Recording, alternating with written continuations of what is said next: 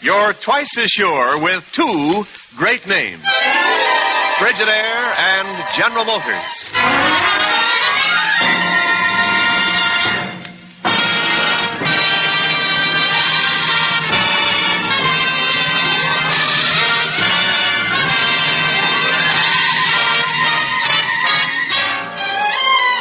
Frigidaire presents Hollywood Star Time direct from Hollywood.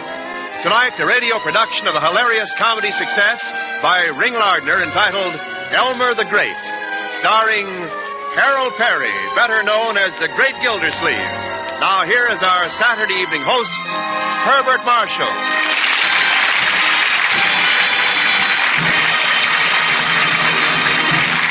Good evening. Tonight, Frigidaire invites us to turn our thoughts from winter's snow and to dally with pleasanter thoughts of spring. For our play is that balmy masterpiece by the late Ring Lardner entitled Elmer the Great. Elmer is a baseball pitcher, and as everyone knows, baseball pitchers are even balmier than spring. So our star... Howdy, fans. Howdy, Bart. You see, I'm already getting into character. Harold the Great Gildersleeve Perry.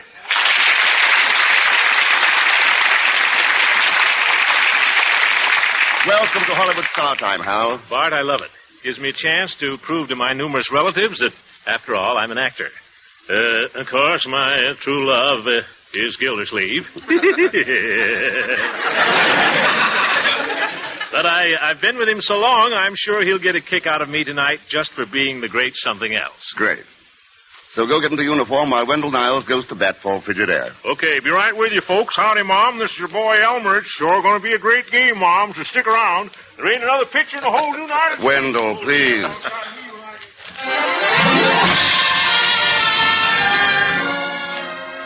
Now, here with our play for tonight is your Frigidaire host, Herbert Marshall.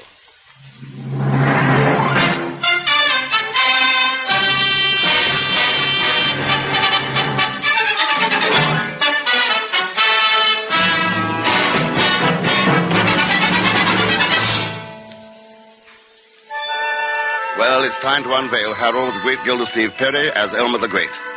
And the best place to unveil him is in the kitchen of his home in Indiana. So, fans, here is the pride of Gentryville, Indiana, Elmer Kane.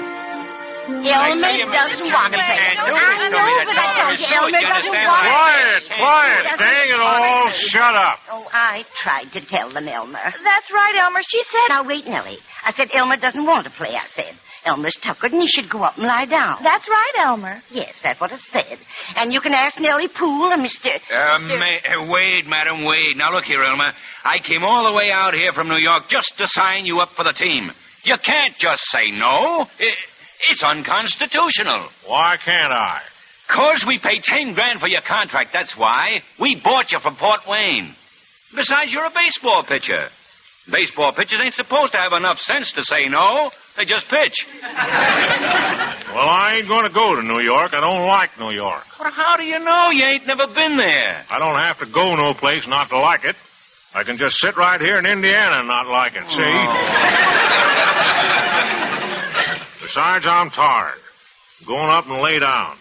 Ma, I sure hope you're going to have a right good supper, because I'm going to be powerful hungry. Well, Elmer, you just ate a whole ham for lunch. That's all over, boss. Let bygones be bygones.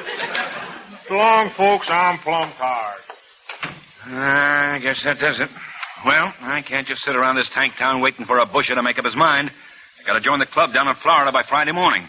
Well, it's a pity you can't reason with Elmer. I know he's a good pitcher because he told me he was. And we certainly could use the money, but Elmer is Elmer. Mercy, I smell my cake burning. I'm burning, too. Maybe she smells me. Mr. Wade. Yeah, what is it, Miss Poole? You got that contract with you? Here it is. Offering that bum $5,000 for the season. Well, you see, Elmer works for me at the store, and, he sort of pays attention to what I say, and I thought maybe if I could talk to him alone, well, maybe I could get him to listen to reason. After all, the whole town's counting on him to make good. Listen, miss, he's the best sidewinding pitcher since Walter Johnson, but I'm not going to hang around here trying to sell him a gallon of my blood. Elmer just likes Gentryville, Mr. Wade. He thinks if the New Yorks want him to pitch for him, they should come out here to Indiana and play. Sure. And we would, too. Except we got some other commitments for the next few months. Are you kidding? No, that's just the way Elmer thinks. Oh, please don't. That's all we need, a pitcher who's given to thinking. Well, we had one last season who thought us right into the cellar. Well, let me try, Mr. Wade. Will you be at the mansion house? Yeah, if anything breaks, give me a ring. Well, I'll leave the contract with you. Sure isn't going to do me any good if he doesn't sign. Well, good luck, kid. I sure wish you could pitch.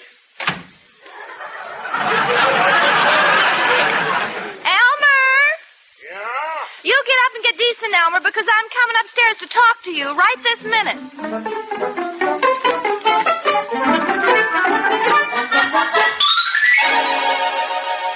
Hey, boss.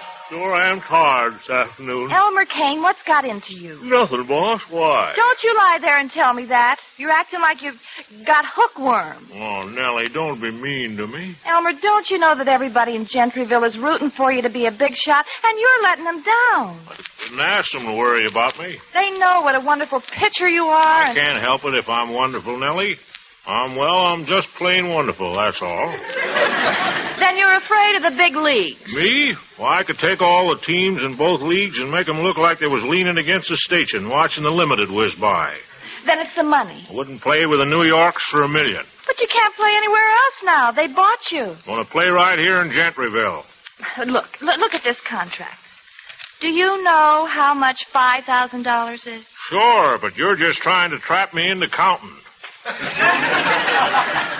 Kane, if you don't go to New York, you're going to end up a big failure, like Artie Treadstill. Do you want to be like Artie? Shucks, what's the matter with Artie? You know darn well. He's been whittling so long in front of the courthouse that when he cut his finger off last week, he didn't even know it for 3 days.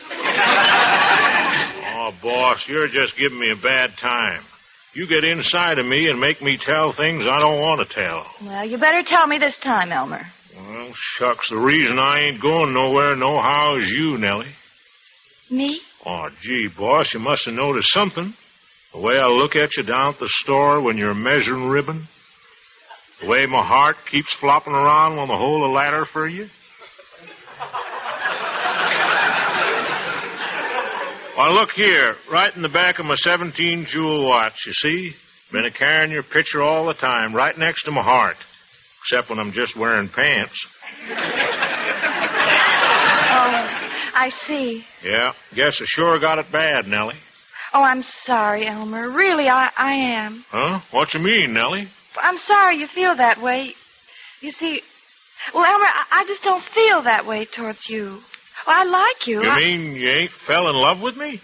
No. You mean I've been feeling this way all to myself? Well, what do you know? And another thing. After this, I guess you better not come to work at the store. Goodbye, Elmer. Hey, wait a minute. Yes, Elmer? You forgot your paper. Oh, that's just that old contract. Goodbye.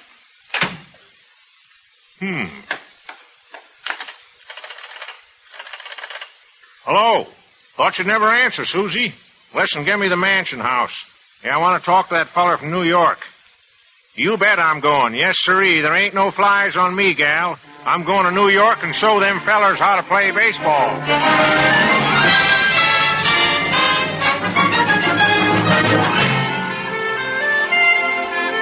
Yep, that's our Elmer. And as he says, there ain't no flies on him.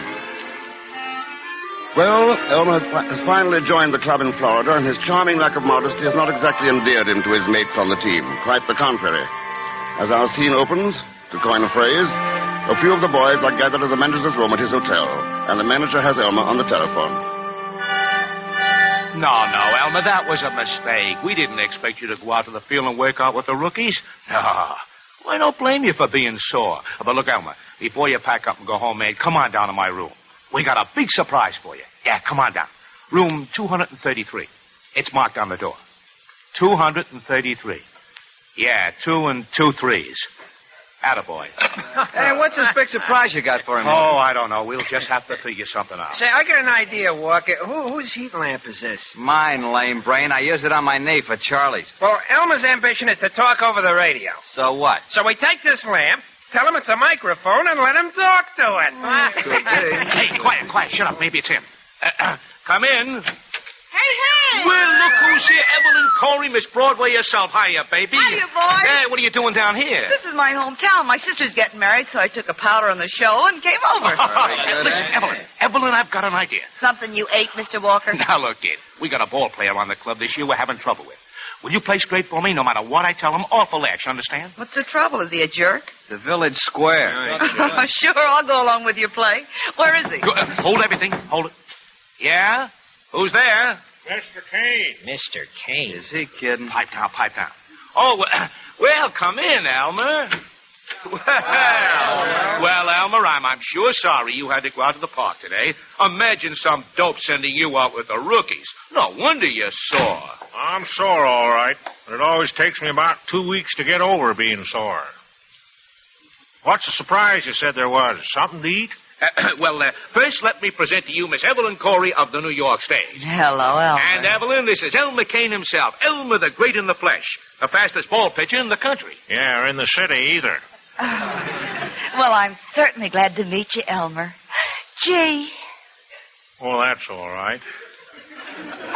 Well, what's the big surprise you fellers were saying about? Well, ain't you surprised to meet Miss Corey? What for? Is she a female pitcher?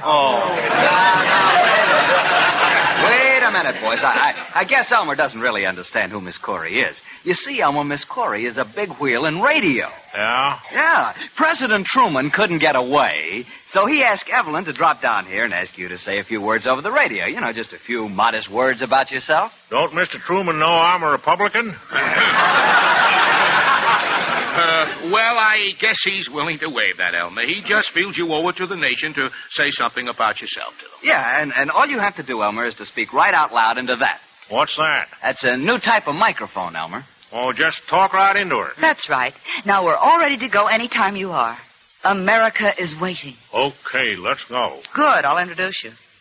How do you do, ladies and gentlemen? This is Evelyn Corey speaking. It is my good fortune to introduce now one of the greatest figures the game of baseball has ever known. Tell him I'm a pitcher. The great pitcher, Mr. Elmer Kane. Good evening, ladies and gentlemen. It's afternoon. It's after what? Go ahead, Elmer. Shut up, you guys. Keep quiet. Yeah. This here's Elmer Kane speaking. Coke Kane's brother. Hey! I'm going to pop somebody if you fellers don't shut up. Shut up, fella. Shut up. Go on, Elmer. Go And on. louder. They can't hear you. Okay. Good evening, ladies and gentlemen. This here's Elmer Kane speaking. Wish all the little boys in America the best of luck in baseball, the same like I and Babe Ruth and others. I'm glad the New Yorks have got me, and I guess the New Yorks will be glad to get back into the World Series. In the World Series, they ain't going to use nothing but my fast and my downer, and I guess that'll be plenty anyhow. Say a few words to President Truman, Elmer. What? President Truman. He's listening in. Sure. Good evening, Harry. This is Elmer Kane speaking. I hope you'll be at the World Series to see 4 straight games won by I and the New Yorks, 'cause... Mention Mrs. Truman. What? Mention Mrs. Truman. Oh. You better bring Mrs. Truman along, too, Harry, and she can meet me, too. Good night, ladies and gentlemen, and God bless all the little children, especially baseball fans. Yours truly, Elmer Kane. Now you can clap if you want to. Oh, you're wonderful, Elmer. Just wonderful. You know who you sound like? Who? Frank Sinatra. Who's he, an outfielder? Hey, look out, fellas. That's the dinner bell, and I'm hungry.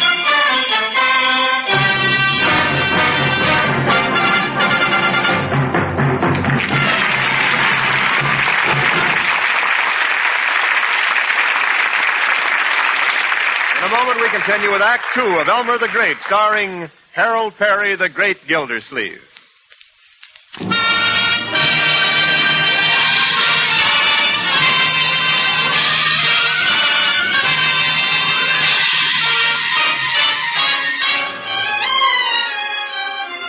Now for our play, and here is our host, Herbert Marshall. Act 2 of Elmer the Great, starring Harold Perry as Elmer, with the music score composed and conducted by Johnny Green.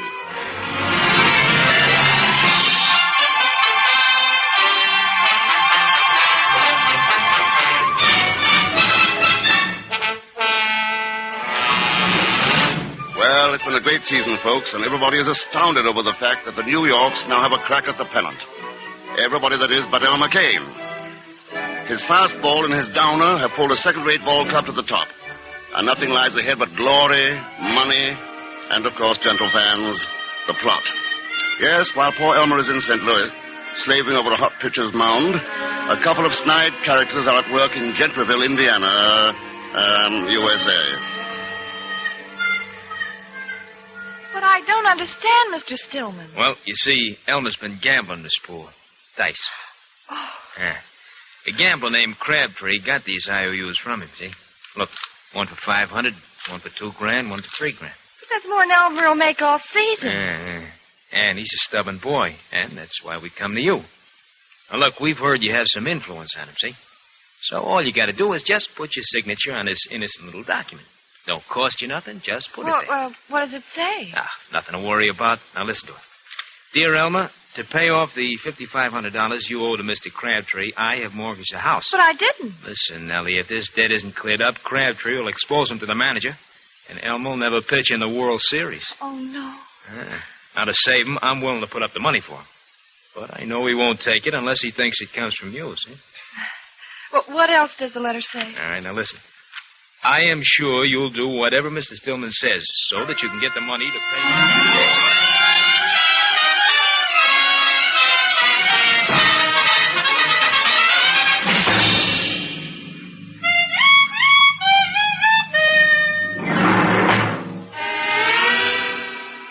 What does this letter mean, Mr. Stillman?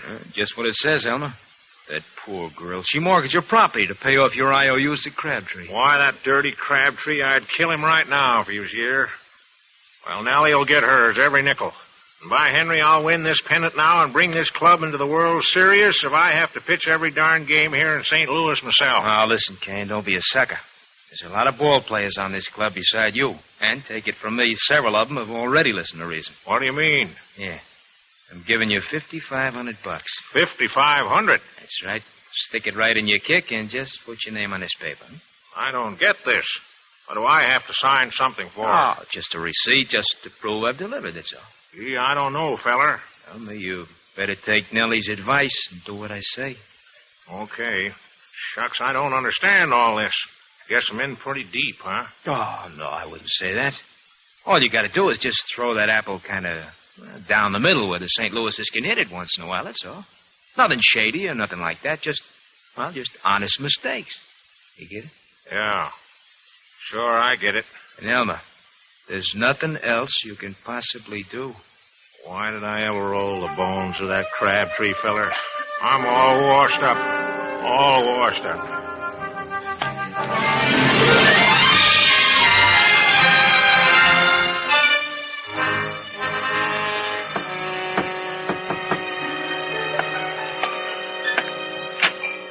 Elmer. Nellie. Gee, Nellie, I'm sure... Elmer, we've been tricked. Tricked? I didn't see through it all back in Indiana when the man came to see me. Not until I thought it over. And then I come here to St. Louis on the first plane. Elmer, you didn't follow the advice in that letter. You mean that letter you writ me? Yeah, only I didn't. He did. And I signed it. Only I shouldn't have. He's a crook. Nellie. Pitch him down the middle, he said, so the St. Louisers can hit him. Elmer, you didn't agree. Great smoked fish, Nellie, I've been had. I see it all now. The old squeeze play. And I gave that guy a receipt and promised. Oh, boiled beaver biscuits, I'm sunk, Nellie. Never say die. Remember, Elmer, we're from Indiana. Yeah. Glad you said that, Nellie. Elmer. Oh, there you are. Yep, here I am, Evelyn. Evelyn. The manager told me to find you, baby. He wants to see you right away. Okay, I'll be there. Hey, I'm catching today, kid. Am I catching you? Crowley, you're the only fellow who can help me. Evelyn, tell Mr. Dave I'll be right up. Okay. Crowley, this is my friend Nellie Poole. She's got a letter to show you. Here. Read it. And I want you to do something for me. And then I'm going to start warming up. I'm going in there today and pitch them goofballs. I'm going to lick those slickers if I never do anything in my whole life. Wait a minute now. Yes, boss? Who is that pretty girl that knows you well enough to call you Elmer? Okay, I read the letter. What do you want me to do? Shoot some guy? Go down to Riley's and bet this 5,500 Spondulix even money that I win this ball game today. You got it? Got it. And me, I'm going to see the manager right now. Elmer Kane, I want to know what that woman means to you. Great crying scrod, Nellie. Ain't I got enough trouble? Out of my way, woman. Don't you know there's a ball game on?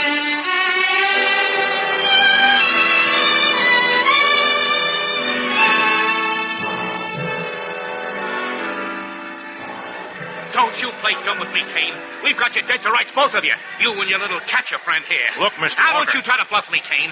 We trailed the guy that slipped you the dough. Caught him and his pals telephoning bets all over the country. The cops have him right now on the pokey. You were going to throw this game today, that's what. That's a filthy, dirty, rotten lie. Then why did you take the money? Evelyn, I took the money because I got a letter. Because the gal that signed that letter didn't know what she was doing. I took the money to bet on myself, to bet that I'd win. That's right, Walker. I bet the dough for him, even money to win. Wait a minute. You mean you were going to double-cross the gamblers? You bet, but I was going to give them back all their rotten dough after I won enough with it to get back them IOUs. Wasn't even going to play crooked with the crooks. Well, Kane, I think you're telling the truth. You mean I start then? Yes, go out there and warm up. Shucks, ain't been cool since I left Indiana.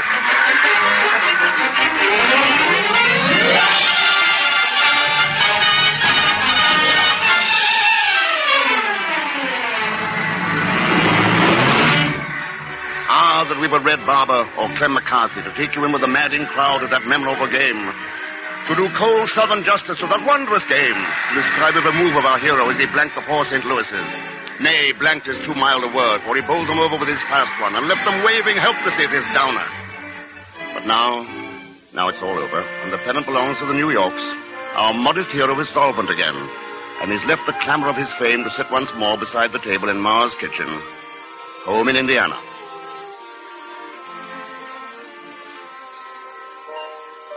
Now, Elmer, you gotta eat, boy. Have more. No, Ma. I'm full. But maybe if you pressed me, you might have some more eggs Benedictine. Eggs Benedict. Land sakes, but travel sure has broadened you, Elmer. Shucks, that's nothing, Ma. You ought to hear me order them grape Suzettis and them swell cafes back east.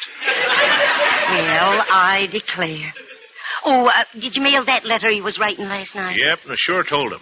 Ma, I says to the club that as long as I'm the greatest attraction the game has ever saw, I'm entitled to $25,000 increase for next season. My goodness. Yep.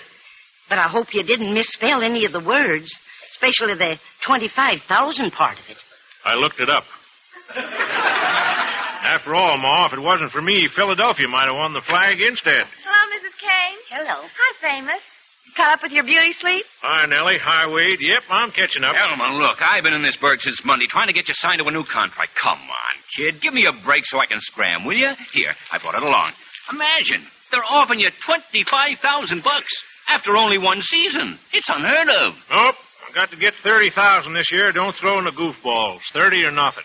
Elmer, you mean it? I'm dead set in earnest, Nellie. Now, wait a minute, Elmer. You can't do this to me. Oh, gracious, who could that be?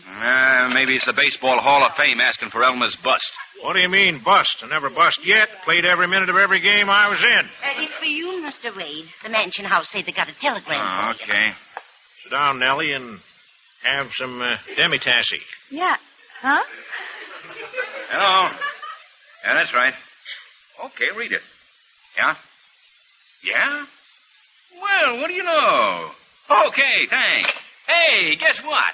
Evelyn Corey just got married to Dave. Dave? Dave Walker, Ma. He's the manager of the New Yorks. No kidding. Did she really marry him? Oh, that's what the telegram said. Gee, can you beat that filly? Who's she, Elmer? The gal you saw in St. Louis. Oh, the one that followed you around all season? Yeah. Bet he married her out of pity. Guess the poor little thing was broken-hearted because I wouldn't pay no attention to her. Say, I got a wonderful idea. How would you like to give Dave and Evelyn a wonderful wedding present? Huh? Yeah. Put your name on this $25,000 contract and let me slip it to him. It'll tickle him to death. I'll tell him you signed it because Evelyn was so nice to you when she came out to the ball club to see Dave. See Dave? Well, sure. Well, they were engaged all season. Are you kidding? No, I'm giving it to you straight. Oh, well. Sure.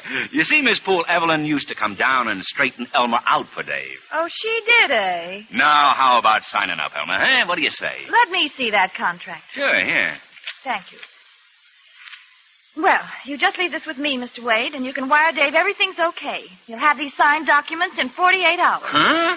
Well, that's great. Wonderful. Yep, anything Nellie says goes with me. Great. Wait till Dave hears about this. Yeah, I hope he's happy. You see, Mr. Wade, this contract isn't made out for $25,000. It's made out for $30,000. Huh? No, it couldn't be. But, good grief, I pulled out the wrong one. Oh, so you had one made out for $25,000 and one for $30,000. Oh, now, wait a minute. Oh, do me a favor, will you, Elmer? Never let Dave find out how I blew this deal, will you, please? Nope, I'll just act natural and play dumb. I wish to heaven I was as dumb as you are. So long. Goodbye, Mr. Wade.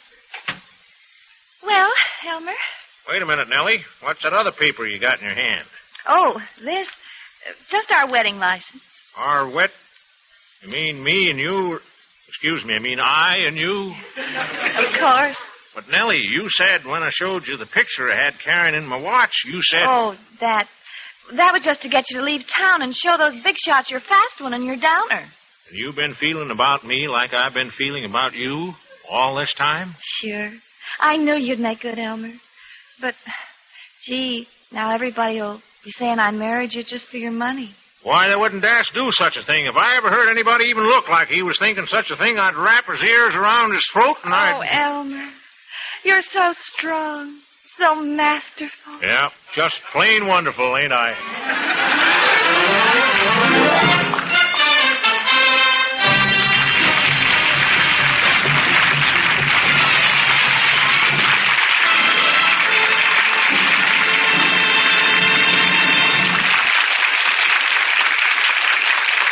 Thank you, Harold Perry and the grand supporting cast for your delightful performances in Elmer the Great. In just a moment, I'll be back to tell you about the great star and most intriguing story on next week's show. Harold Perry appeared tonight through arrangement with Kraft Foods Company. Hollywood Star Time is presented each week with the best wishes of your Frigidaire dealer. Now, once again, your Frigidaire host, Herbert Marshall. Wendell, not long ago, one of those joyous occasions came about where, through the magic of a fine script and enlightened direction, moviegoers were swept into gales of laughter over the goings-on in a picture entitled Hired Wife. Radio-wise, it was tailor-made for such a star as the perfectly enchanting Jane Wyman. And, too, it'll give me a chance for an honest bit of work at the mic, as it were. Don't forget, next week when Frigidaire presents Jane Wyman and Herbert Marshall in the Universal International comedy Hired Wife. And your regular Frigidaire host, as ever, Herbert Marshall. Good night. Hollywood Star Time was directed by Jack Johnstone. Tonight's script was written by Frank Wilson. Wendell Niles speaking for Frigidaire, made only by General Motors. CBS, the Columbia Broadcasting System.